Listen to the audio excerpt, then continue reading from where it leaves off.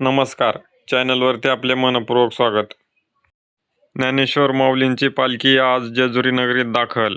संत ज्ञानेश्वर महाराज यांच्या पालखी सोहळ्याचे भंडाऱ्याच्या उधळणीत जेजुरी नगरीत स्वागत. पंढरपूरच्या दिशेने मार्गस्थ होणाऱ्या संतश्रेष्ठ ज्ञानेश्वर माऊलींचा पालखी सोहळा सोन्याच्या जेजुरीत मोठ्या उत्साहात आणि भक्तिमय वातावरणात दाखल झाला. माऊलींच्या आगमनाचे वृत्त समजताच जेजुरीकरांनी आणि भाविकांनी हवेत भंडाऱ्याची मुक्त उधळण केली व पालखीवर भंडारा उधळून ज्ञानेश्वर माऊली महाराज यांचे स्वागत केले. ज्ञानोबा माऊली तुकाराम व जय मल्हार अशा जयघोषाने संपूर्ण जेजुरी नगरी दुमदुमून गेली. जेजुरीत माऊलींच्या पालखीचे जल्लोषात स्वागत. संत ज्ञानेश्वर महाराजांची पालखी सासवड येथील मुक्काम आटोपून जेजुरी नगरीच्या दिशेने मार्गस्थ झाली होती. पालखी मार्गस्थ होत असताना संपूर्ण रस्ता भगव्या पताका आणि टाळ मृदंगाच्या गजराने भक्तिमय बनला होता. जेजुरी शहरात प्रवेश करताच ग्रामस्थ आणि मंदिर प्रशासनाच्या वतीने पालखीचे अत्यंत उत्साहात स्वागत करण्यात आले.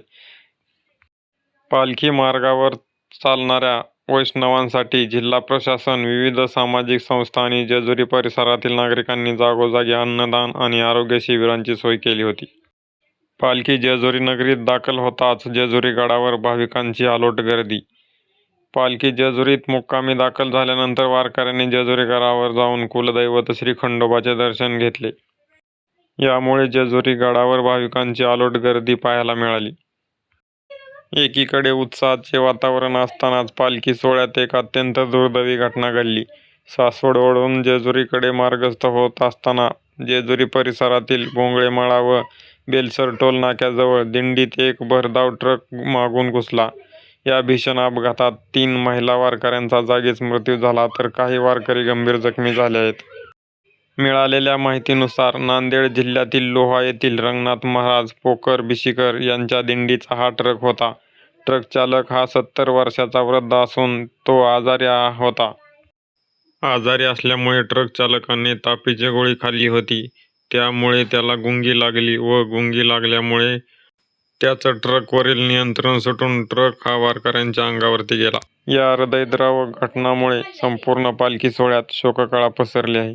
या दुर्दैवी घटनेची माहिती मिळताच राज्याच्या उपमुख्यमंत्री सुनेत्रा पवार यांनी रुग्णालयात जाऊन जखमी वारकऱ्यांची भेट घेतली आणि विचारपूस केली. तसेच आळंदी देवस्थानच्या वतीने पालखी सोहळ्यातील अधिकृत दिंडीतील मृत वारकऱ्यांच्या कुटुंबियांना प्रत्येकी 1 लाख रुपये तर जखमींना 25,000ची मदत जाहीर करण्यात आली आहे. तसेच राज्य सरकारकडून मृतांच्या नातेवाईकांना प्रत्येकी 5 लाख रुपयांची मदत जाहीर करण्यात आली आहे. अशाच साऱ्या बातम्या व माहिती पाहण्यासाठी आपला स्टार न्यूज हा यूट्यूब चॅनल नक्की सबस्क्राईब करा. धन्यवाद.